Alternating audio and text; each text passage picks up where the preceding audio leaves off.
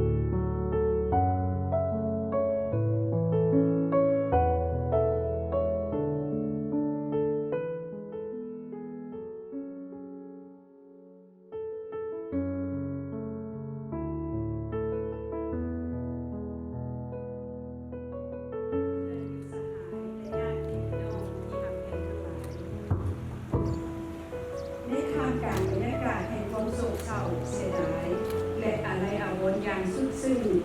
ต่อการจากไปยางโมมีวันกลับคืนมาอีกแล้วของเมอัมพรคำศรีสวัสดิ์คุณเกณฑ์ศักดาอดีตพนักงานบำเหน็จกระทรวงศึกษามือนี้การจัดตั้งห้องด้วยญาติพี่น้อง เพื่อนมิตรสหายได้พร้อมกันมาตั้งวงอยู่ที่นี่เพื่อจัดพิธีอำลาแม่อำพรคำศรีสวัสดิ์เป็นเพื่อน